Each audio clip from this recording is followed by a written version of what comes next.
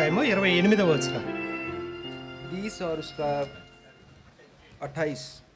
28 मत्ती का 20 और उसका 28 वचन भाग हम मिलकर पढ़ेंगे। అలాగే మనిషి కుమారుడు పరిచర్యం చేయించుకోవడానికి రాలేదు కానీ పరిచారం చేయుటకును అనేకులకు ప్రతిగా విమోచన క్రయధనముగా తన ప్రాణమునిచ్చుటకు వచ్చానని చెప్పాను. చిన్న ప్రార్థన చేసుకుందాం. प्रार्थना करेंगे।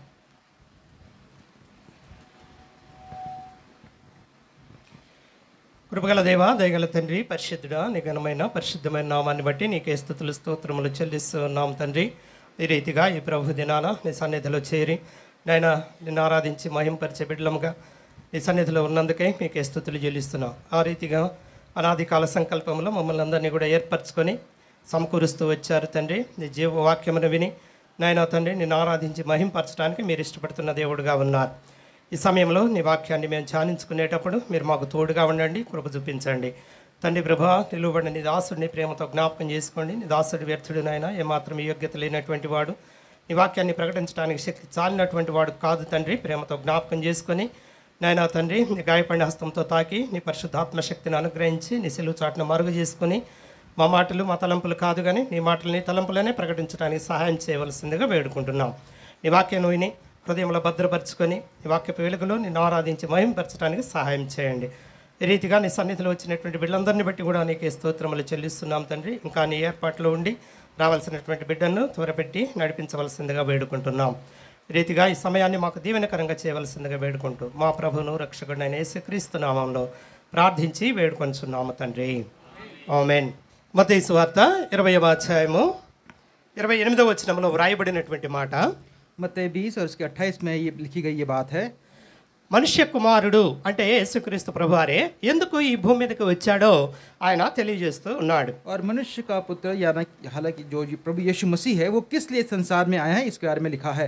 ఆయన తెలియజేస్తున్నటువంటి మాట, నేను పరిచారం చేయుటకు వచ్చాను కానీ పరిచారం చేయించుకోవడానికి రాలేదు అంటున్నాడు. और वहाँ पे ये लिखता है कि मैं इसलिए नहीं आया कि उसकी सेवा कि मेरी सेवा टहल की जाए, लेकिन मैं आया हूँ सेवा टहल करने के लिए। మనుషులందరికీ ఆయన పరిచారం చేయడానికే వచ్చినట్లుగా చెప్తూ ఉన్నాడు. और वो ऐसा कहता है कि मैं मनुष्यों की सेवा टहल करने के लिए यहाँ पर आया हूँ, తను పరిచారం చేయించుకున్నటకు రాలేదు. और खुद की सेवा के लिए नहीं आया। అంటే ఆయన మనల్ని మన కోసం పరిచారం చేయడానికే వచ్చాడు కానీ మన చేత పరిచారం చేయించుకునేవాడు కాదు. वो हमारे लिए सेवा करने के लिए आया, लेकिन हमारी तरफ से उसकी सेवा करने के लिए वो नहीं आया। పరిచారం అంటే ఏమిటి? और सेवा करने का अर्थ क्या है? ప్రతి ఒక్క అవసరతను తీర్చడం, हर एक की जरूरत को पूरा करना, తనకి ఎటువంటి ఇబ్బంది లేకుండా చూసుకోవడం, और उसको किसी प्रकार की बाधा ना हो ये देखना। ఆ రీతిగా మనందరికీ కూడా మన ప్రతి అవసరతలను కూడా తీర్చి మనకి ఎటువంటి ఇబ్బందులు లేకుండా మన జీవనం కొనసాగించడానికి ఆయన సహాయం చేసేవాడుగా ఉన్నాడు. और इसीलिए उसने हमें किसी प्रकार की परेशानी न हो, हमारी सारी जरूरतों को पूरा करने के लिए ही वो इस संसार में आया है। అయితే ఇంకా ఏం చెప్తున్నాడంటే ప్రభువారు, और इतने आगे प्रभु क्या कहता है? అనేకులకు ప్రతిగా విమోచన క్రయధనముగా తన ప్రాణాన్ని ఇవ్వడానికి వచ్చాను అంటున్నాడు. और आगे वो कहते हैं और बहुतों की छुड़ौती के लिए अपने प्राण देने के लिए वो आया है। అనేకులకు ప్రతిగా, और बहुतों की छुड़ौती के लिए। అనేకులు అంటే మనమందరం కూడా ఆ అనేకుల్లో ఉన్నటువంటి వాళ్ళమే. और बहुत कहने से हम सभी उस बहुतों में आते हैं। ఇంకొక మాటలో చెప్పాలంటే ప్రజలందరి కొరకు అని. और एक कहने से हम सारी प्रजा के लिए। ఆయన ఎందుకు వచ్చాడు అంటే తన ప్రాణాన్ని ఇవ్వడానికి వచ్చాడు. और किस लिए आया है? अपने प्राण देने के लिए आया है। మన కోసం తన ప్రాణం అర్పించడానికి వచ్చాడు. हमारे लिए उसके प्राण को अर्पण करने के लिए आया है। మన కోసం ఎవరైనా మనకు ప్రాణం పెడతారా? हमारे लिए कोई हमारे लिए कोई प्राण देगा क्या? నీ కోసం నీ కష్టం వస్తే నా ప్రాణం అడ్డం వేస్తానని ఎవరైనా అనగలరా? यदि आपको कोई कठिनाई आए तो आपके लिए कोई मैं अपना प्राण दूंगा ऐसा कोई कहता है क्या? మన కుటుంబ సభ్యులు కానీ మన రక్త సంబంధికులు కానీ కూడా ఆ పని చేయలేరు. हमारे परिवार या हमारे सगे संबंधी भी ये कार्य हमारे लिए नहीं करेंगे। మన కోసం తన ప్రాణాన్ని అర్పించలేరు ఎవరు కూడా. हमारे लिए अपने प्राण को कोई नहीं दे सकता। కీర్తనల గ్రంథంలో ఒక మాట మనం చూసినట్లయితే, और भजन संहिता में एक बात को यदि देखते हैं तो 49:49 और भजन संहिता उसका 49:7 उसका 7वां वचन भाग। కీర్తనల గ్రంథం 49వ కీర్తన 7వ వచనాన్ని మనం చూస్తే, यदि 14 भजन संहिता उसके 14 उसके 7 के वचन भाग को पढ़ेंगे तो, ఎవడును ఏ విధము చేతనైనను తన సహోదరుని విమోచింపలేడు. उनमें से कोई अपने भाई को किसी भांति छुड़ा नहीं सकता है। ఎవరు కూడా మనల్ని విడిపించలేరు. कोई भी हमें छुड़ा नहीं सकता है। ప్రభు విడిపించడానికి వచ్చాడు, परमेश्वर छुड़ाने के लिए आया है, విమోచన కలిగించడానికి వచ్చాడు. और हमें छुटकारा देने के लिए आया है। ఆ విమోచన మనకు అసలు అవసరమై ఉన్నదా? ये छुटकारा क्या हमें ज़रूरत है? మనమంతా కూడా విమోచనను కోరుకుంటున్నటువంటి వారం. और हम सभी जो है इस छुटकारे को पाने की इच्छा रखते हैं। ఆ దినాలలో యేసుక్రీస్తు ప్రభువారు మెస్సియా వస్తాడు అని చెప్పి ఆయన విమోచిస్తాడని ఆయన కోసం ప్రజలంతా ఎదురు చూస్తూ और ఉన్నారు. उन दिनों में प्रभु यीशु मसीह छुड़ाने के लिए आएगा, ऐसी बांट वहाँ की प्रजा उस बांट जोती थी। ఎవరికి విమోచన అవసరం? किसको ये छुड़ौती की जरूरत है? ఎవరికి అవసరం అంటే ఎవరైతే బంధింపబడి ఉంటారో వాళ్ళకి విమోచన అవసరం. और किसको ये छुड़ौती की जरूरत है कहने से जो उस बंधुआई में है उनके लिए वो छुड़ौती है। విమోచన అంటే విడుదల. और छुटकारा, छुड़ौती कहने से छुटकारा है। ఆ విమోచన అనేటువంటిది ప్రభువు మనకి అనుగ్రహించడానికి వచ్చాడు. और इस छुटकारे को का अनुग्रह देने के लिए परमेश्वर आया है। మనం విమోచన కోరుకుంటున్నాము అంటే మనం బంధింపబడిన వారమని అర్థం. और यदि छुटकारा हम चाहते उसका अर्थ है कि हम उस बंधुआई में हम हैं। ఎలా బంధించబడి ఉన్నాం? और किस प्रकार इस बंधुआई में हम हैं? సాతాను యొక్క బంధకాల చేత మనం బంధించబడి ఉన్నాం. शैतान की इस बंधुआई में हम बांधे गए हैं। ఎందుకంటే సాతాను ఏమంటున్నాడంటే ఈ లోక అధికారం అంతా కూడా నాకు ఇవ్వబడింది, ఇది నాది అంటున్నాడు. और क्योंकि शैतान ये कहता है कि संसार की सारी प्रभुता मेरे पास है। ఆ రీతిగా సాతాను యొక్క ప్రభుత్వం కింద మనం ఉన్నాం. और इसीलिए शैतान की इस प्रभुता के अंदर अब हम हैं। మనకు తెలుసు మనందరికీ కూడా స్వాతంత్ర్యం వచ్చింది. हमको पता है कि हम सभी के लिए ये स्वतंत्रता आई है। 1947 ఆగస్టు 15 వచ్చింది. और 15 अगस्त 1947 में आई है। అంతకుముందు ఎవరు పరిపాలించారు మనల్ని? इसके पहले हमको किसने हमारे ऊपर प्रभुता किया और हमारे पर प्रभाव किया? బ్రిటిష్ వాళ్ళు పరిపాలిస్తా और వచ్చారు. अंग्रेजी जो लोग हैं उन्होंने हम पे प्रभुता किया है। ఆ ప్రభుత్వాన్ని మనం ఒప్పుకోలేదు. और उस प्रभुता को हमने स्वीकारा नहीं है। నువ్వు మా మీద ప్రభుత్వం చేయడానికి వీలేదు అని చెప్పి और हमने ऐसा कहा कि तुम्हारे ऊपर ये प्रभुता करने का तुम्हारे पास कोई अधिकार नहीं है। ప్రజలందరూ కూడా విడుదలని కోరుకుంటూ వచ్చారు. और सारी प्रजा इस छुटकारे को वो चाहती थी।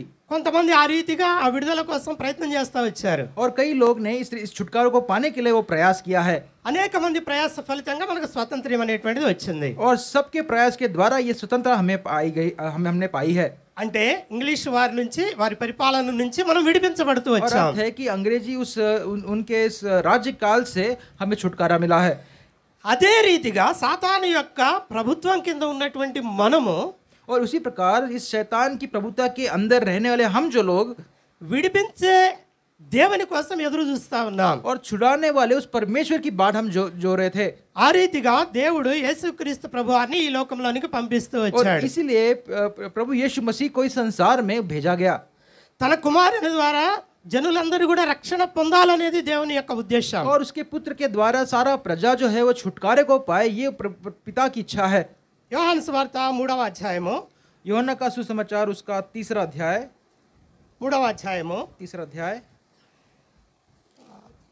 17వ వచనాన్ని మనం చూసినట్లయితే और 17 उसका 17 वचन भाग यदि हम देखेंगे तो यूहन्ना 3 उसका 17। మనం చదివినట్లయితే లోకము తన కుమారుని ద్వారా రక్షణ పొందుటకే గాని और यहाँ లోకములకు తీర్పు తీర్చుటకు ఆయన అనుగ్రహించలేదని చెప్పి రాయబడుతూ ఉన్నది. पे ऐसा लिखा गया कि परमेश्वर ने अपने पुत्र को जगत में इसलिए नहीं भेजा कि जगत पर दंड किया गया दे, परंतु इसलिए कि जगत उसके द्वारा उद्धार पाए। తన కుమారుని ద్వారా మనం రక్షణ పొందాలనేది దేవుని యొక్క ఉద్దేశం. उसके पुत्र के द्वारा ये उद्धार हम पाए, ये परमेश्वर की इच्छा है। రక్షణ విమోచించబడిన తర్వాతనే వస్తుంది. और उद्धार के छुटकारा जो उद्धार पाने के बाद ही आता ఆ है। బంధకాల నుంచి మనం విడిపించబడినప్పుడే మనకి ఆ రక్షణ అనేటువంటిది వస్తుంది. और उस बंधुआई से छुटकारा पाने के बाद ही उद्धार हमें मिलता है। ఆ రీతిగా తన కుమారుణ్ణి దేవుడు పంపిస్తూ उस వచ్చాడు. रीति से उसके पुत्र को हमारे लिए भेजा गया है। అదే మాట యేసుక్రీస్తు ప్రభువారు ఇక్కడ చెప్తా ఉన్నాడు. और उसी बात को प्रभु यीशु मसीह इस वचन भाग में कह रहे हैं। అనేకులకు ప్రతిగా और बहुतों की छुड़ौती के लिए విమోచన క్రయధనముగా और छुड़ौती के लिए తన ప్రాణాన్ని అర్పించడానికి వచ్చానని చెప్తున్నాడు. और अपने प्राण देने के लिए मैं आया हूँ। విమోచన క్రయధనం అంటే ఏంటి అసలు? और ये छुड़ौती देना का अर्थ क्या है? విమోచన అంటే తెలుసు మనకి. छुड़ौती तो हमें पता है। వేరే వాళ్ళ బంధకాలలో నుంచి విడిపించబడటమే విమోచన. और दूसरों की बंधुआई से छुड़ाना ही वो छुड़ौती है। సాతాను యొక్క బంధకాల నుంచి మనం విడిపించబడటమే విమోచన. और शैतान के इस बंधन से छुड़ाना ही ये छुड़ौती है। అయితే విడిపించబడాలంటే ఊరక విడిపించబడలేం. और छुड़ाना का अर्थ ऐसे ही वो छुड़ाया नहीं जाता है। దానికి కొంత క్రయాన్ని చెల్లించాలి. और उसके लिए कुछ उसका दाम उसको देना पड़ता है। ఇంగ్లీష్ లో ఈ క్రయధనాన్ని ర్యాన్సమ్ అనే పేరుతో పిలుస్తారు. और अंग्रेजी में उसके को दाम देना हम कैसे रैंसम करके हम कहते हैं। కొన్ని సందర్భాల్లో ఇది మనం వింటూనే ఉంటాము. और कई संदर्भ में इसे हम सुनते आते हैं. కొంతమంది ఏం చేస్తారంటే ధనవంతులైనటువంటి వాళ్ళలో వాళ్ళ బిడ్డనో భార్యనో భర్తనో ఎవరో ఒకళ్ళని కిడ్నాప్ అనేది చేస్తారు. और कई लोग देखते हैं कि जो जो अमीर जो घर के जो उनके जो बेटा बेटी को ये जो उनको अगुवाई कर लेते हैं. అక్రమంగా అన్యాయంగా వాళ్ళని తీసుకొని వెళ్ళి రహస్యంగా దాచిపెడతారు. और उनको वहाँ से उनको अगुवाई करके रहस्य की जगह पे उसे रख लेते हैं. ఆ తర్వాత వాళ్ళకి సంబంధించినటువంటి వాళ్ళకి ఫోన్ చేస్తారు. और उनके संबंधी लोगों को वो फ़ोन करते हैं. ఇదిగో మీ అమ్మాయి మా దగ్గర ఉంది, మీ అబ్బాయి మా దగ్గర ఉన్నాడు, మీ భార్య మా దగ్గర ఉంది, లేకుంటే మీ భర్త మా దగ్గర ఉన్నాడు. और तो आपका पति या आपकी पत्नी या आपका बेटा या बेटी में हमारे पास है. మీరు ఇంత ధనాన్ని చెల్లిస్తే విడిపిస్తాం. यदि आप इतने दाम को दोगे तो छुड़ा देंगे. ఆ రీతిగా బేరం పెడతారు వాళ్ళు. और इस प्रकार से उनके ऊपर भय का वो प्रकार करते हैं. ఆ అడిగినటువంటి డబ్బే ర్యాన్సమ్. और वो जो मांगने का जो दाम है उसी को छुड़ौती का दाम कहते हैं. ఆ డబ్బు వాళ్ళు చెల్లిస్తే విడిపిస్తారు, और यदि वो दाम को दिया जाए तो उसे छोड़ दिया जाता है, లేకుంటే విడిపించరు. नहीं तो नहीं छोड़ते. ఇది మనం చూస్తూనే ఉంటాం, చాలా సందర్భాల్లో న్యూస్లో వింటూనే ఉంటాం. और ये हम देखते ही हैं, बहुत संदर्भ में न्यूज़ में हम ये सुनते भी हैं. కొన్నిసార్లు ఇట అన్యాయంగా అక్రమంగా తేలిగ్గా డబ్బు సంపాదించడానికి కొంతమంది ఇటువంటి కిడ్నాప్లు చేస్తూ ఉంటారు. और इस प्रकार दूसरों को अगुवाई करके अन्याय रूप से पैसे कमाने का कोई ऐसा जरिया देखते हैं. వాస్తవానికి మనం కూడా సాతాను చేత కిడ్నాప్ చేయబడినటువంటి और వాళ్ళం. सच में यदि ये देखा जाए तो शैतान से हम भी ऐसी अगुवाई में लाए गए हैं. మనల్ని విడిపించాలి అంటే దేవుడు ఈ లోకానికి వచ్చి తన ప్రాణాన్ని ఇవ్వడానికి సిద్ధపడుతూ और ఉన్నాడు. यदि हमें छुड़ाना है तो प्रभु यीशु मसीह संसार में आके अपने प्राण देकर इसे छुड़ाना होगा. ఇక్కడైతే ధనం లేదు కానీ తన ప్రాణమే ఇస్తూ ఉన్నాడు. यहाँ पे कोई दाम या धन नहीं है, लेकिन अपने प्राण को दे रहा है. ఆ ప్రాణమే విమోచన క్రయధనముగా ఇక్కడ ప్రభు చెల్లిస్తూ और ఉన్నాడు. ये प्राणी है जो छुड़ौती के दाम के रूप में देखा गया है, తన ప్రాణం ఇస్తూ ఉన్నాడు. और अपने प्राण को दे रहा है. దేవుడు ఇచ్చేటువంటి వాడు, परमेश्वर देने वाला परमेश्वर है, తీసుకునేటువంటి వాడు కాదు. लेने वाला वो परमेश्वर नहीं है. మనకు అవసరమైన అన్ని కూడా ఆయన అనుగ్రహించేటువంటి వాడు. और हम हमारी सारी जरूरतों को अनुग्रह से देने वाला वो परमेश्वर है. ఆ దినాలలో उन दिनों में ప్రభువుని అనుసరిస్తున్నటువంటి వాళ్ళందరూ కూడా పామరులే, చదువు లేనటువంటి వాళ్ళే. और जो परमेश्वर के पीछे चलते थे वो सब अनपढ़ थे, उनको पढ़ाई नहीं थी. ఆయన వాళ్ళకి జీవించడానికి అవసరమైనటువంటి జ్ఞానాన్ని నేర్పుతూ వచ్చాడు. लेकिन उनको जीने के लिए जो भी ज्ञान उन्हें चाहिए उसने उसे दिया है. అనేక మంది రోగగ్రస్తులుగా ఉన్నటువంటి వారికి స్వస్థతని అనుగ్రహిస్తూ వచ్చాడు. और कई प्रकार के रोगियों को उनके रोग से स्वस्थता का अनुग्रह उसने दिया है. స్వస్థతని ఇస్తున్నటువంటి వాడు. और स्वस्थता देने वाला वो है. అనేక మంది దయ్యముల చేత పీడించబడేటువంటి వాళ్ళని వాటి నుంచి విడుదలను అనుగ్రహిస్తూ వచ్చాడు. और कई लोग जो बुरी आत्मा के वश में थे उनसे बुरी आत्मा से छुड़ाने वाला वो परमेश्वर है. స్వస్థ చిత్తులుగా వాళ్ళని చేస్తూ వచ్చాడు. और चंगाई देने वाला वो परमेश्वर है. ఆ రీతిగా అనేక మందికి ఆయన ఇవ్వడానికే వచ్చాడు కానీ తీసుకోవటానికి రాలేదు. इसीलिए सबों को ये देने के लिए वो परमेश्वर आया है, लेकिन उनसे लेने के लिए वो नहीं आया. ఆహారం అవసరమైన వాళ్ళకి ఆహారం పెట్టాడు. और जिन्हें भोजन चाहिए तो उन्हें भोजन दिया गया है. మనకు తెలుసు 5,000 మందికి 2 చేపలు రొట్టెలు పంచినటువంటి సందర్భం. और हम देखते हैं कि 5,000 लोगों को वहाँ पे रोटी और जो मछली उसे दिया गया है. ఆయన వెంబడించేటువంటి వాళ్ళకి ఆకలితో ఉండడం ఆయనకి ఇష్టం లేదు. और जो उसके साथ है वो भूखे रहें ऐसी उसकी इच्छा नहीं है. ఆత్మీయమైన ఆహారమే కాదు కానీ భౌతికమైనటువంటి ఆహారాన్ని కూడా ఆయన అనుగ్రహించేటువంటి వాడు. केवल आत्मिक भोजन को ही नहीं, लेकिन शारीरिक भोजन को भी देने वाला वो परमेश्वर है. ఆ రీతిగా దేవుడు చివరకు తన ప్రాణాన్ని కూడా ఇవ్వడానికి ఇష్టపడుతూ ఉన్నాడు. ऐसा परमेश्वर आखिरी में अपने प्राण को देने के लिए भी वो तैयार हो गया. ఈ రీతిగా దేవుడు మన కొరకు తన ప్రాణాన్ని పణంగా పెడుతూ ఉన్నాడు. इसीलिए परमेश्वर हमारे लिए अपने प्राण को छुड़ौती का दाम उसने दे दिया. ఎందుకు ఇదంతా చేస్తూ ఉన్నాడు ఆయన? और क्यों ये सब वो कि उसने किया है? కేవలము మన కోసమే, केवल हमारे लिए ही. అపాత్రులమైనటువంటి మన కోసమే. और जो जिसके योग्य हम नहीं है ऐसे हम लोगों के लिए. మనం దానికి పాత్రులం కాదు. उसके पात्र के हम योग्य हम नहीं है. అయినప్పటికీ కూడా మనల్ని ప్రేమించాడు ఆయన. वो भी हमको उसने प्रेम किया है. తన ప్రేమను బట్టి మనల్ని విడిపించడానికి ఇష్టపడుతూ और ఉన్నాడు. क्योंकि उसने हमसे प्रेम किया इसलिए छुड़ौती का उसने वो इच्छा रखी है. తన ప్రాణాన్ని ఇవ్వడానికి ఇష్టపడుతూ अपने ఉన్నాడు. प्राण को देने की इच्छा रखी है. యెషయా గ్రంథాన్ని మనం చూస్తే, यशायाह की पुस्तक को यदि हम देखें, యెషయా గ్రంథము 53వ అధ్యాయము और यशायाह की पुस्तक उसका 53 अध्याय 12. और उसका 12वां वचन. యెషయా గ్రంథం 53వ అధ్యాయం 12వ వచనం. यशायाह 53 उसका 12वां वचन. కావున इस कारण గొప్పవారితోనేమి అతనికి పాలు పంచిపెట్టెదను, గనులతో కలిసి అతడు కొల్లసము భాగించుకుని ఏలైనగా మరణము నొందినట్లు అతడు తన ప్రాణమును ధారపోసెను. అతిక్రమం చేయవారిలో ఎంచబడిన వాడాయను, అనేకుల పాపమును భరించెను, తిరుగుబాటు చేసిన వారిని గురించి విజ్ఞాపనము చేసెను. ఇక్కడ వ్రాయబడినటువంటి మాట అనేకుల పాపమును భరించుచు. और यहाँ पे क्या लिखा गया है? बहुतों के पाप का बोझ उठाया।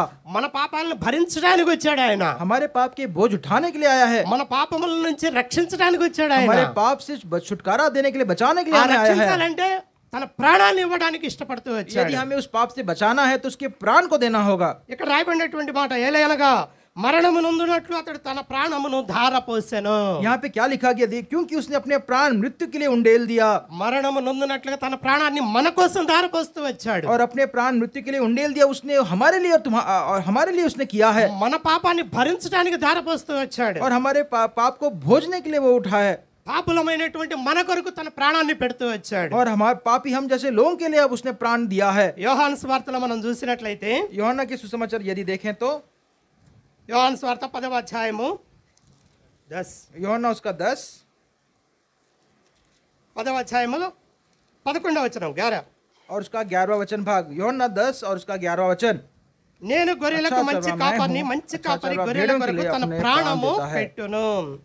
ఇక్కడ యేసుక్రీస్తు ప్రభువారు తనకు తానే గొర్రెల కాపరిగా పరిచయం చేసుకుంటూ ఉన్నాడు. यहाँ पे प्रभु यीशु मसीह अपना परिचय एक चरवाहे, भेड़ों के लिए वो चरवाहा ऐसा परिचय देता है। మనల్ని కూడా ఆయన గొర్రెలుగా భావిస్తా ఉన్నాడు. हम सभी को एक भेड़ों की नाई वो देखता है। అవును, మనం అందరం గొర్రెలమేనా? क्या हम सभी भेड़ हैं क्या? చాలా మంది అంటా ఉంటారు, హిందువులైనటువంటి వాళ్ళు క్రిస్టియన్స్ ని వాళ్ళంతా గొర్రెలు అని చెప్పి. और बहुत से लोग जो है, अन्य जाति के लोग हमें भेड़ों की नहीं, हमें कि जो क्रिस्ती हैं वो भेड़ हैं करके कहते हैं। అవును, నిజంగా మనం గొర్రెలమే. सच में हम भेड़ हैं। యెహెజ్కేలు గ్రంథంలో और एजिकेल की पुस्तक में 34వ అధ్యాయము और 34 अध्याय 34 verse 34 अध्याय 31 और उसका 31 वचन भाग। 34 का 31 पढ़ेंगे। एजिकेल 34 34వ उसका అధ్యాయం 31। 31వ వచనంలో రాయబడిన మాట, నా గొర్రెలను నేను మేపుచున్న గొర్రెలను మీరు మనుష్యులు. और 34 और उसके 31 में 31 में నా तुम గొర్రెలను मेरी నేను भेड़ మేపుచున్న- बकरियां और मेरी चराई की भेड़ बकरियां हो। నా గొర్రెలను నేను మేపుచున్న గొర్రెలను మీరు మనుష్యులు అంటున్నాడు. और तुम मेरी जो भेड़ बकरी మీరు हो, जो मेरी మనుష్యులు तुम तो मनुष्य हो कहता అయితే है, నేను మేపుచున్నటువంటి గొర్రెలు మీరు. लेकिन तुम मेरी भेड़ बकरियां हो जो मेरी ఆ चराइयों में। రీతిగా మనం మనుషులు అయినప్పటికీ కూడా ఆయన దృష్టిలో ఆయన మేపేటువంటి గొర్రెలం. और हम यदि मनुष्य होते हुए भी, लेकिन परमेश्वर की दृष्टि में उसके भेड़ बकरियां हैं जो उसकी चराई में हम चरते हैं। అందుకనే అంటున్నాడు ఆయన, నా గొర్రెల కొరకు నేను ప్రాణం పెడతాను అని చెప్పి. इसीलिए कहता है कि मैं अपने भेड़ों के लिए अपने प्राण को दे दूंगा। అదే యోహాను సువార్తలో దేవుడు చెప్తున్నటువంటి మాట. यही यूहन्ना में प्रभु परमेश्वर कह रहा है। 11వ వచనంలో 10వ అధ్యాయం 11వ వచనంలో, నేను గొర్రెలకు మంచి కాపరిని. और इसलिए 10 और उसके 11 में लिखा है कि मैं अच्छा चरवाहा हूँ। మంచి కాపరి అంటే ఏం చేస్తాడు?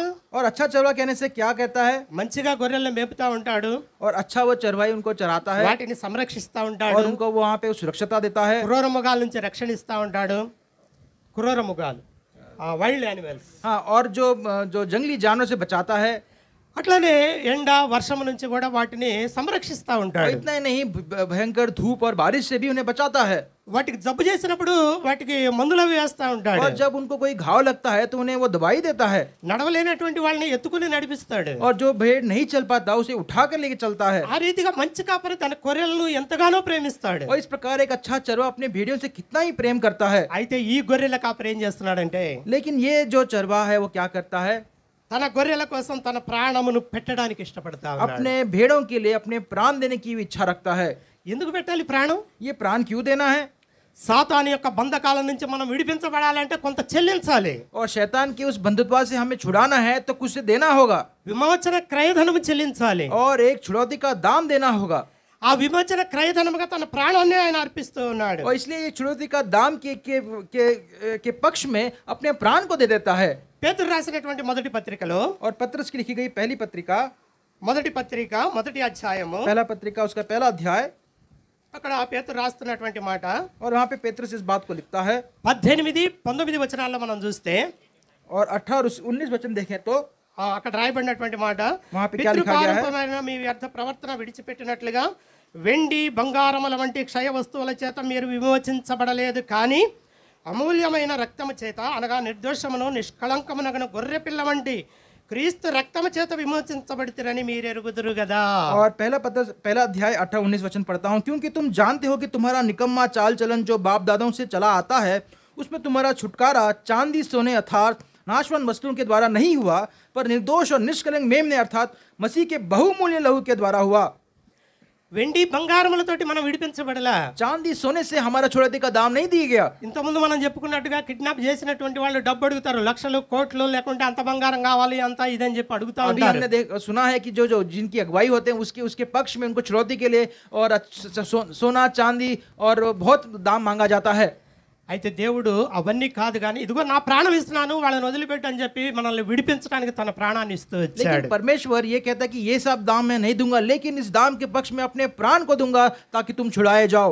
తన రక్తాన్ని కార్చడానికి ఇష్టపడుతూ వచ్చాడు. अपने लहू को बहाने के लिए वो तैयार हो गया है। ఆ రక్తం అమూల్యమైనటువంటిది, और वो लहू जो है वो बहुमूल्य है, నిర్దోషమైనటువంటిది, वो निर्दोष है నిష్కళంకమైనటువంటిది. और निष्कलंक है। అటువంటి రక్తాన్ని ఆయన చెల్లించడానికి ఇష్టపడుతూ और వచ్చాడు. ऐसे लहू को बहाने के लिए उसने इच्छा रखी है। మనకు తెలుసు రక్తమే ప్రాణం అని చెప్పి పాత నిబంధనలో వ్రాయబడింది. और पुराने नए में यही लिखा गया है कि लहू ही वो जीवन है। తన రక్తాన్ని కార్చాడంటే తన ప్రాణాన్ని అర్పించాడు అని. और अपने लहू को बहाना का अर्थ है कि अपने प्राण को अर्पण किया है। ఆ రీతిగా మనల్ని విమోచించడానికి తన ప్రాణాన్ని అర్పించినటువంటి దేవుడు. और ऐसे छुड़ौती करने के लिए अपने प्राण देने वाला वो परमेश्वर है। అపొస్తలుడైన పౌలు రోమీయులకు రాసినటువంటి పత్రికలో और रोमी को लिखी गई पत्रिका में प्रेरित पौल जो लिखता है 4వ అధ్యాయము और उसका 4वां अध्याय 4వ అధ్యాయం 25వ వచనాన్ని మనం చూస్తే 25 और उसके 25 वचन को हम पढ़ेंगे तो మన అపరాధముల నిమిత్తము ఆయన మన అపరాధముల నిమిత్తము అప్పగింపబడి మనము నీతిమంతులుగా తీర్చబడుటకై లేపబడెను. वो हमारे अपराधों के लिए पकड़वाया गया और हमारी धर्मी ठहरने के लिए जिलाया भी गया। ఎందుకు ఆయన అప్పగించబడుతూ వచ్చాడు అంటే और क्यों वो पकड़वाया गया कहने से మన అపరాధముల నిమిత్తమే, हमारे अपराधों के कारण ही, మన పాపముల నిమిత్తమే, हमारे पापों के कारण వాటన్నిటిని విడిపించడం కొరకే और उन सबसे छुड़ाने के लिए ఆయన తాను అప్పగింపబడుతూ వచ్చాడు. वो पकड़वाया गया అన్యాయపు తీర్పు తీర్చబడుతూ వచ్చాడు. और अन्याय के लिए वो न्याय बन गया సిలువ శిక్షకు గురవుతూ వచ్చాడు. और क्रूस की दंड के लिए वो तैयार हो गया। ఆ రీతిగా కలువరి శిలువ మీద తన ప్రాణాన్ని అర్పిస్తూ इसलिए उस వచ్చాడు. कलवरी क्रूस पे अपने प्राण को अर्पण कर दिया। ఇదంతా కూడా మనల్ని విడిపించడానికే, ये सब हमें छुड़ाने के लिए ही है మన అపరాధముల నుంచి మన పాపముల నుంచి మనల్ని రక్షించడానికే. और हमारे अपराध हमारे पाप से उद्धार देने के लिए है। కొరింథీయులకు రాసినటువంటి 2వ పత్రికను మనం చూస్తే और कुरिन्थियों को लिखी गई दूसरी पत्रिका यदि हम देखेंगे 5వ అధ్యాయము उसका 5वां अध्याय 5వ అధ్యాయము 21వ వచనం 21. और उसका 21 वचन। కొరింథీయులకు రాసిన 2వ పత్రిక 5వ అధ్యాయం 21వ వచనం చూస్తే दूसरा कुरिन्थी 5 और उसका 21 वचन यदि पढ़ेंगे ఎందుకనగా మనం ఆయన యందు దేవుని నీతి అగినట్లు పాపమెరుగని ఆయనను మన కోసము పాపముగా చేశాను. जो पाप से अज्ञात था उसी को उसने हमारे लिए पाप ठहराया कि हम उसमें होकर परमेश्वर की धार्मिकता बन जाएं। ఆయనలో పాపం లేదు, उसमें पाप नहीं है పాపం ఎరుగనటువంటి వాడు ఆయన. और पाप को न जानने वाला वो है। అయితే పాపులమైన మన కోసం ఆయన పాపముగా చేయబడుతూ వచ్చాడు. लेकिन हम जो पापी है उसके लिए वो हमारे लिए भी वो पापी बन गया। నాలో పాపం ఉన్నదని ఎవరు స్థాపించగలరని సవాల్ చేసినటువంటి దేవుడు, और मेरे में कोई पाप नहीं है ऐसा प्रश्न पूछने वाला वो परमेश्वर है। అటువంటి దేవుడు మన కోసం పాపంగా చేయబడుతూ ऐसा వచ్చాడు. परमेश्वर हमारे लिए पापी बन गया మనల్ని విడిపించడానికే పాపంగా చేయబడుతూ और వచ్చాడు. हमको छुड़ाने के लिए ही वो पापी बन गया।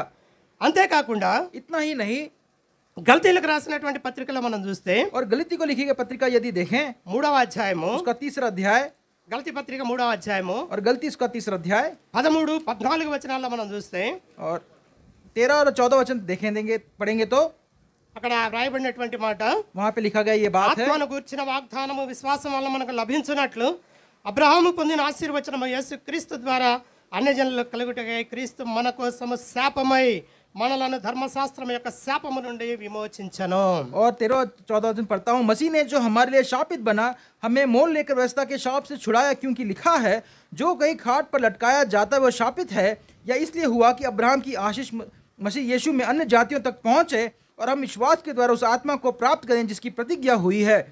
దేవుడిచ్చినటువంటి ఆశీర్వాదాన్ని పోగొట్టుకొని శాపాన్ని పొందుకున్నటువంటి మానవులమైన మన కోసము और परमेश्वर की आशीष को खो बैठने वाले और उसके श्राप को पाने वाले हम जो मनुष्य हैं ఆదాము చేత పాపాన్ని మనం వారసత్వంగా పొందుకున్నటువంటి మన కోసము और आदम के द्वारा उस विरासत में पाए हुए हम जो पाप हम जो लोग हैं, పాపమే కాదు కానీ శాపాన్ని కూడా మనం పొందుకున్నటువంటి వాళ్ళం. और पाप ही नहीं उसके शाप को भी हमने पा लिया, అటువంటి మన కోసము और ऐसे हम लोगों के लिए ఆయన శాపమవుతూ వచ్చాడు, वो शापित हो गया శాపగ్రాహి అవుతూ వచ్చాడు. और वो शाप वो शाप का पात्र वो बन गया, మన కోసం పాపమవుతూ వచ్చాడు, हमारे लिए पापी बन गया మన కోసం శాపమవుతూ వచ్చాడు. और हमारे लिए वो शापित बन गया। ఆ రీతిగా ఆయన మన పాపాన్ని శాపాన్ని మోస్తున్నటువంటి వాడిగా और ఉన్నాడు. इस रीति से हमारे पाप और पाप को बोझ को उठाता वो है। ఎక్కడ మోస్తూ వచ్చాడు और అంటే कहाँ वो बोझ को उठाया देखिए, పేతురు రాసినటువంటి మొదటి పత్రికను మనం చూస్తే और पहला पत्रस की पहले अध्याय को हम यदि हम देखें, మొదటి పేతురు పత్రిక 2వ అధ్యాయము क्षमा करें, पहला पत्र उसका दूसरा अध्याय 24 వర్స్ और 24 उसका 24 वचन भाग, అక్కడ మనం గమనించినట్లయితే यहाँ पे ध्यान अगर दिया तो మనము పాపముల విషయమై తన శరీరమందు మన పాపములను మ్రాను మీద మోసుకొనెను అని రాయబడింది. और वो आप हमारे पापों की अपनी देह पर लिए क्रूस पर चढ़ गया लिखा गया है। ఆ కలువరి సిలువ మ్రాను మీద మన పాపాలన్నీ కూడా ఆయన మోస్తూ और उस వచ్చాడు. कलवरी क्रूस पर हमारे सारे पाप को उसने चढ़ा के वो वहाँ पे उसने बोझ ले लिया है, ఆ రీతిగా మన పాపములన్నిటిని కూడా ఆయన భరించినటువంటి వాడిగా ఉన్నాడు. और इस रीति से हमारे सारे पापों को का बोझ उठाने वाला वो बन गया। ఇదే పేతురు పత్రిక 3వ అధ్యాయము మొదటి పేతురు పత్రిక 3వ అధ్యాయంలో మనం చూస్తే और इसी के पहले पत्रस के तीसरे अध्याय में देखें 18వ వచనాన్ని మనం చూసినట్లయితే और 18 18 वचन यदि देखें तो ఎలాగనగా మనలను దేవుని ఎదుగు తెచ్చుటకు అనీతిమంతుల కొరకు నీతిమంతుడైన క్రీస్తు శరీరము విషయములో చంపబడి ఆత్మ విషయంలో బ్రతికింపబడి పాపముల విషయంలో ఒక్కసారే శ్రమ పడెను అని రాయబడింది. और यहाँ पहले पत्र तीसरा अध्याय 18 वचन में लिखा है, इसलिए कि मसीह ने भी अर्थात अधर्मियों के लिए धर्मी ने पापों के कारण एक बार दुख उठाया ताकि हम परमेश्वर के पास पहुंचाए। वो शरीर के भाव से तो घात किया गया पर आत्मा के भाव से जिलाया गया। ఆ రీతిగా మన కొరకు ఆయన శాపమును భరించినటువంటి వాడుగా ఉంటూ ఉన్నాడు. इसलिए वो हमारे लिए इस श्राप को उठाने वाला वो बन गया, పాపాలను భరించినటువంటి వాడుగా ఉన్నాడు, हमारे पाप को उठाने वाला वो बन गया, శ్రమలను కూడా అనుభవించినటువంటి और వాడుగా उस ఉన్నాడు. कष्ट को श्रम को उठाने वाला भी वो बन गया, అనేక శ్రమలు పెడుతూ వచ్చారు ఆయన్ని. और बहुत सा कठिनाई और श्रम उसको दिया गया है, చేతులతో కొడుతూ వచ్చారు, और अपने शत्रुओं से उसे पिटाया गया, కొరడాలతో కొడుతూ వచ్చారు, और उसे कोनों से मारा गया, ముళ్ళ కిరీటం పెడుతూ వచ్చారు, और उस कांटों का मुकुट पहनाया गया, ముఖం మీద ఉమ్మి వేస్తూ और వచ్చారు, उसके मुख पर थूका गया, ఈటతోటి పొడుస్తూ వచ్చారు, और उसके छाती पर छेदा गया, వస్త్రహీనుడిగా చేస్తూ और వచ్చారు. उसको वस्त्रहीन कर दिया। ఇలా ఎన్నో శ్రమలు ఆయన అనుభవిస్తూ और వచ్చారు. ऐसे कितने ही कठिनाई श्रम को उसने उठाया है। వీటన్నింటి ద్వారా మనల్ని ఏం చేయాలి అనుకున్నాడంటే ఆయన इन सब के लिए हमारे लिए उसने क्या करना है, ये क्या उसने विचार किया, పాప బంధకాల నుంచి విడిపించాలి అనుకున్నాడు. और हमको पाप से छुटकारा देना उसने विचार किया మనల్ని है, నీతిమంతులుగా చేయాలి అనుకున్నాడు ఆయన. हमें धर्मी बनाना उसने विचार किया है। ఆ రోమా పత్రికలో మనం చూస్తే और रोमी की पत्रिका में देखेंगे तो 3వ అధ్యాయము और तीसरा अध्याय 24వ వచనం 24 और उसका 24 वचन भाग, కాబట్టి నమ్మువారు ఆయన కృపచేతనే క్రీస్తు యేసునందలి విమోచనము ద్వారా ఉచితంగా నీతిమంతులని తీర్చబడుచున్నారు. और रोमी 3 और उसका 24 वचन पढ़ता हूँ, परंतु उसके अनुग्रह से उस छुटकारे का के द्वारा जो मसीह यीशु में है संत में धर्मी ठहराए जाते हैं। ఆ రీతిగా ఆయన విమోచన క్రయధనాన్ని చెల్లించడం ద్వారా, इस प्रकार छुड़ौती की दाम को देने के बाद, తన ప్రాణాన్ని చెల్లించడం ద్వారా अपने प्राण को अर्पण करने के बाद మనల్ని ఆయన ఏం చేస్తూ వచ్చాడంటే हमको वो क्या करते आया है, నీతిమంతులుగా తీరుస్తూ వచ్చాడు. और धर्मी बना दिया है, అది కూడా ఉచితంగానే. और एक उचित धर्मी बनाया है। నీతిమంతులు అంటే ఎవరు? धर्मी कहने से कौन है? మనకు తెలుసు, అబ్రహాము యెహోవాను నమ్మెను, అది అతనికి నీతిగా ఎంచబడెను. और हम पता है कि अब्राहम ने परमेश्वर विश्वास किया और वो उसके लिए वो धर्मी बन गया। దేవుని యందలి నీతిని మనకి కలుగజేస్తూ వచ్చాడు. परमेश्वर के अंदर जो धर्मी है, जो वो हमें उसने दिया है, ఆయన యందలి విశ్వాసాన్ని మనకి కలుగజేస్తూ వచ్చాడు. और उसके विश्वास को हमें दे दिया है। ఆ రీతిగా మనకి విమోచన అనుగ్రహించినటువంటి దేవుని యొక్క విశ్వాసంలో మనం బలపడాలని, నీతిమంతులుగా ఉండాలని ఆయన కోరుకుంటూ और इस వచ్చాడు. प्रकार उस परमेश्वर के उस अनुग्रह में और उसके विश्वास में हम धर्मी बने वो चाहता है। ఒకానొకప్పుడు మనం పాపానికి దాసులుగా ఉన్నాం. एक बार उसके हम पाप के जो हम दास हम थे। రోమా పత్రిక 6వ అధ్యాయంలో మనం చూస్తే, रोमी उसके 6 में यदि देखें 6వ అధ్యాయము 17-18 వచనాలు 17-18 और रोमी 6 और 17 और 18 वचन यदि पढ़ें तो, మీరు పాపమునకు దాసులై ఉంటిరి కానీ ఏ ఉపదేశ క్రమమునకు మీరు అప్పగింపబడితిరో దాని హృదయపూర్వకంగా లోబడిన వారి పాపము నుండి విమోచించబడి నీతికి దాసులైతిరి ఇందుకు దేవునికి స్తోత్రము. और 17 और 18 वचन पढ़ता हूँ। और परंतु परमेश्वर का धन्यवाद करो कि तुम जो पाप के दास थे अब मन से उस उपदेश को मानने वाले हो गए जिसके सांचे में ढाले गए थे और पाप से छुड़ाए जाकर धर्म के दास हो गए। ఒకప్పుడు మనం పాపానికి దాసులుగా ఉన్నాం, एक वक्त हम पाप के उस दास हम थे, సాతానుకు దాసులుగా ఉన్నాం. शैतान के दास हम थे సాతాను జరిగిస్తున్నటువంటి ఆ పాప క్రియలను జరిగించేటువంటి వారంగా ఉన్నాం. और शैतान जो अपने पाप की क्रिया को हमसे कराता था ऐसे पात्र हम थे।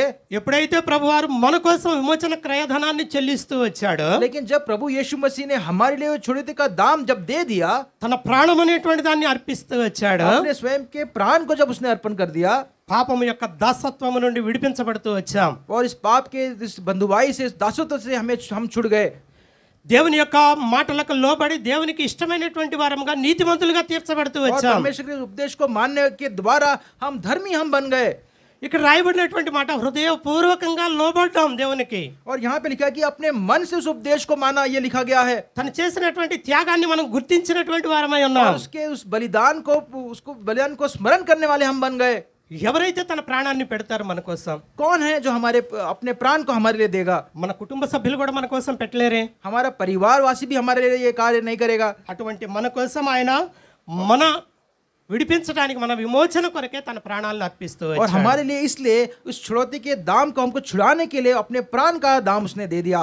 ఆ రీతిగా తనకు దాసులుగా తన బిడ్డలుగా ఆయన చేసుకుంటూ వచ్చాడు. और इस स्थिति से हम जो दास थे अपने बच्चों के नए उसने हमने कर दिया।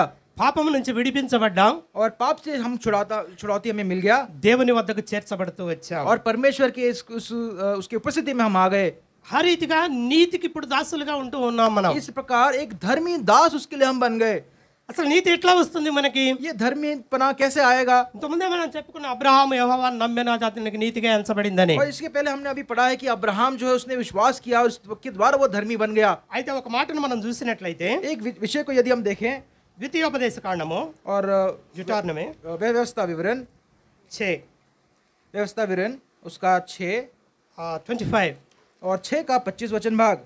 ద్వితీయోపదేశ కాండము 6వ అధ్యాయం 25వ వచనంలో మనం చూసినట్లయితే, व्यवस्था विवरण 6 और 25 यदि देखें तो, మా దేవుడైన యెహోవా మనకు ఆజ్ఞాపించినట్లు ఆయన సన్నిధిని ఈ సమస్తమైన ఆజ్ఞలను అనుసరించి మనం నడుచుకున్నప్పుడు మనకి నీతి కలుగును.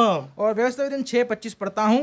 और यदि हम अपने परमेश्वर यहोवा की दृष्टि में उसकी आज्ञा के अनुसार इन सारे नियमों के मानने में चौकसी करें तो ये हमारे लिए धर्म ठहरेगा। ఆయన సన్నిధిలో మనం ఉన్నాం, उसकी उपस्थिति में हम हैं, ఆయన ఆజ్ఞలను మనం అనుసరించాలి. उसकी आज्ञा का पालन हमें करना है। ఆ రీతిగా మనం అనుసరించి నడుచుకుంటే మనకు నీతి కలిగిద్ది అంటున్నాడు. यदि इस प्रकार उसके अनुसार हम चले तो हमें हम धर्मी ठहरेंगे कहा है। ఆ రీతిగా మనల్ని విడిపించినటువంటి దేవుని యొక్క మాటలకు లోబడి మనం జీవిస్తే మనం నీతిమంతులమే. इस प्रकार जिस परमेश्वर ने हमें छुड़ौती का दाम देकर छुड़ाया है, यदि उसके उपदेश को हम उसके अनुसार हम चलेंगे तो हम धर्मी हैं।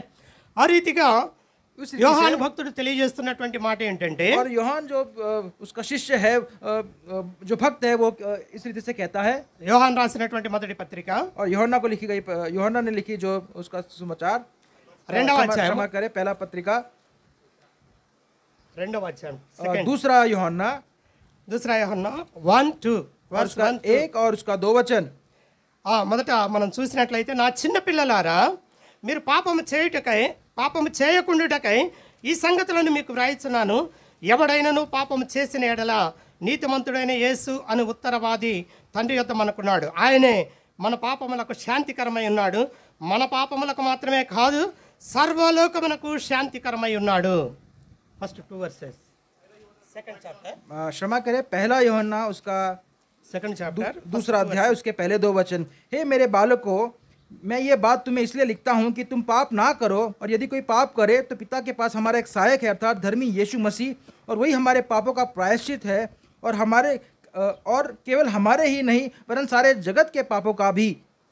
మనల్ని చిన్నపిల్లలుగా భావించి యోహాను తెలియజేస్తూ ఉన్నాడు. और एक बालकों के नए हमें संबोधित करते हुए यूहन्ना ये लिखता है, మీరు పాపము చేయకుండానట్లు ఈ సంగతులు మీకు రాస్తున్నాను అంటున్నాడు. और यदि तुम पाप ना करो इसलिए मैं ये वचन भाग लिखता हूँ। మనం పాపం చేసినటువంటి వారమే, इसके पहले हम पाप करने वाले हम थे, నీతిమంతులుగా లేము మనము. हम धर्मी नहीं थे, పాపంలో ఉన్నటువంటి వారమే और पाप में रहने वाले हम थे। ఇక ముందు మీరు పాపం చేయకూడదు, अब आपको पाप नहीं करना लिखा है, ఎందుకంటే మీకోసం దేవుడు క్రయధనాన్ని చెల్లించాడు. क्योंकि तुम्हारे लिए वो छुड़ौती का दाम परमेश्वर ने दे दिया है, ఆ రీతిగా పాపం చేయకుండా ఉండడానికే ఈ సంగతులు మీకు రాస్తున్నాను और అంటున్నాడు. ताकि तुम पाप ना करो इसीलिए मैं इस वचन भाग को लिखता हूँ। ఆయన మన పాపముల కొరకు శాంతికరమై ఉన్నాడు అని చెప్పి రాయబడుతూ और ఉన్నది. वो हमारे पाप के लिए एक शांति का दाता बन गया लिखा है। అక్కడ రాయబడినటువంటి మాట మనకు మాత్రమే కాదు కానీ, మన పాపములకు మాత్రమే కాదు కానీ సర్వలోకానికి కూడా శాంతికరమై ఉన్నాడు అని और రాయబడింది. वहाँ पे ये लिखा है कि वो हमारे पापों का प्रायश्चित है, नहीं लेकिन केवल सारे जगत के पापों का भी। శాంతికరమై ఉన్నాడు అంటే అక్కడ రాయబడిన మాట ఫుట్ నోట్ల కింద రాశాడు ప్రాయశ్చిత్తమై ఉన్నది అని. और हिंदी में प्रायश्चित करके लिखा गया है, మనకి ప్రాయశ్చిత్తం జరిగిస్తూ వచ్చాడు. और हमारे लिए प्रायश्चित वो बन गया है, అంటే మన పాపములకు ప్రాయశ్చిత్తం జరిగిస్తూ వచ్చాడు. हमारे पापों का प्रायश्चित वो बन गया है। अर्थ ఆ है, ప్రాయశ్చిత్తం ఎలా జరిగించాడంటే తన ప్రాణాన్ని అర్పించడం और ये ద్వారా, प्रायश्चित कैसे किया है? अपने प्राण को अर्पण करके తన प्रायश्चित किया ప్రాణాన్ని है, ఇవ్వడం ద్వారా. अपने प्राण को देने के द्वारा। ఆ రీతిగా మనకు ప్రాణాన్ని ఆయన అర్పించి మనల్ని విమోచన కలుగజేస్తూ इस వచ్చాడు. प्रकार अपने प्राण को अर्पण करके हमको छुड़ौती दिया है, విడిపించబడుతూ వచ్చాం మనం. हम छुड़ाए गए हैं। విడిపించబడినటువంటి మనం ఏం చేయాలంటే దేవుని యొక్క త్యాగాన్ని గుర్తించాలి. और छुड़ाए हुए हमें क्या करना है? उसकी बलिदान को स्मरण करना है, ప్రభు యొక్క కార్యాన్ని, శిలువ కార్యాన్ని మనం జ్ఞాపకం చేసుకునే వాళ్ళంగా और ఉండాలి. परमेश्वर के इस क्रूस के कार्य को हमें स्मरण करना है। నీ కోసం నా కోసం సర్వ లోకము కొరకు ఆయన జరిగించినటువంటి ఆ కార్యాన్ని మనం జ్ఞాపకం और చేసుకోవాలి. आपके लिए, मेरे लिए, सारे जगत के लिए जो कार्य उसने किया है उसे स्मरण करना है। ఒకానొక నాడు పాపంలో ఉన్నటువంటి మనల్ని విమోచించడానికి ఆయన చేసినటువంటి ఆ కార్యాన్ని మనం జ్ఞాపకం और एक समय చేసుకోవాలి. हम जो पाप में थे और पाप से हमें छुड़ाया है, इस बात को हमें स्मरण करना है। పాపం యొక్క దాసత్వం నుండి మనల్ని విడిపిస్తూ వచ్చాడు. और पाप के उस बंधुआई से उसने हमें छुड़ा लिया है, నీతికి దాసులుగా చేస్తూ వచ్చాడు. और धर्मी को धर्मी का दास उसने बना दिया, దేవునికి దాసులుగా చేస్తూ వచ్చాడు. और परमेश्वर का दास हमें बना दिया। మన పాపాలన్నిటిని కూడా విమోచించాడు. हमारे सारे पाप को उसने छुड़ा दिया, అందుకని మనం దేవునికి కృతజ్ఞతలు చెల్లించాలి. इसलिए परमेश्वर का धन्यवाद हमें करना చివరిగా है। ఒక మాట చూసుకుందాం మనం. आखिरी में एक बात को देखेंगे, యోబు గ్రంథము और యోब को लिखी गई యోब की पुस्तक 19వ అధ్యాయము 19 और उसका 19 वचन भाग और 19 अध्याय 19వ అధ్యాయం 25వ వచనం और उसका 25 और उसका 25 वचन भाग 25. और 25 वचन అయితే अय्यूब నా उसका 19 और విమోచకుడు 25। సజీవుడనియు తర్వాత ఆయన భూమి మీద నిలిచిననియు నేను ఎరుగుదును. और मुझे तो निश्चय है कि मेरा छुड़ाने वाला जीवित है। మన విమోచకుడు సజీవుడైనటువంటి దేవుడు. हमारा छुड़ाने वाला जीवित है। ఆయన కలువరి శిలువలో తన ప్రాణం పెట్టినప్పటికీ కూడా తిరిగి 3వ దినాన లేచినటువంటి వాడు. और अपने कलवरी क्रूस पर अपने प्राण दे तो दिया, लेकिन वापस तीसरे दिन फिर जी उठा। మనము కూడా మన పాపముల చేత, అపరాధముల చేత చచ్చిన వారిపై ఉన్నప్పుడు తన కృప చేత మనల్ని బ్రతికిస్తూ और వచ్చాడు. हम भी अपने हमारे पाप के द्वारा जब हम मृत्यु पाए थे, लेकिन उसने अपना अनुग्रह दे के हमें उठा, మనల్ని కూడా जीवित कर సజీవులుగా दिया। ఉంచుతూ వచ్చాడు. उसने हमें भी जीवित कर दिया। ఆ రీతిగా ఈ దినాన సజీవులమై ఉన్నటువంటి మనము, इस प्रकार आज के दिन जीवित हम जो लोग हैं, యోబు అన్నట్లుగా నా విమోచకుడు సజీవుడు అన్నట్లుగా, और अय्यूब ने जैसे कहा कि मेरा छुड़ाने वाला जीवित है, మన విమోచకుడు కూడా సజీవుడే. मेरा छुड़ाने वाला भी जीवित है। తన ప్రాణాన్ని పెట్టి క్రయధనముగా చెల్లించినటువంటి ఆ దేవుణ్ణి మనం ఈ దినాన ఇప్పుడు మనము స్తుతించి ఆరాధించి మహింపరిచే వారంగా ఉందాం. और हमें छुड़ाने के लिए अपने प्राण को एक छुड़ौती का दाम देकर आज आप और मैं हमको धन्यवाद हम देंगे। తన బిడ్డలుగా ఆయన అంగీకరించి తన సన్నిధిలో మనల్ని సమకూర్చిన విధానాన్ని బట్టి మనం ఆయనకి స్తుతులు చెల్లిద్దాం. और अपने हमको एक संतान के नए स्वीकारते हुए और हमको उसने उसकी उपस्थिति में इकट्ठा करके आज हम उसको स्तुति धन्यवाद करेंगे। మన కోసం శ్రమలు అనుభవించి, हमारे लिए उसने श्रम और कष्ट उठाया, మన పాపాలను భరించి, हमारे पाप का बोझ उसने उठाया, మన శాపాన్ని తానే గ్రహించి, और अपने हमारे श्राप को उसने खुद ही अपने ऊपर ले लिया, మన కోసము క్రయధనాన్ని చెల్లించాడు. और हमारे लिए उस छुड़ौती के दाम को दे दिया। మనమేమి చెల్లించాల్సిన అవసరం లేదు. हमें इसके अलावा और देने की जरूरत नहीं మన है, వెండి బంగారాలు ఇవ్వాల్సిన అవసరం లేదు. और उसे सोना चांदी देने की उसे जरूरत नहीं है, మన హృదయాన్ని మనం అర్పిద్దాం. लेकिन अपने हृदय को उसे अर्पण करना है, మన శరీరాన్ని సజీవ యాగముగా ఆయనకి సమర్పిద్దాం. और अपने शरीर को एक जीवित बलिदान चढ़ाते हुए उसे अर्पण करना है। అలా మనం కొంత సమయం పాటు ఆరాధనలో గడిపే వారంగా ఉందాం. और इस प्रकार कुछ समय आराधना में हम अपना समय बिताएंगे।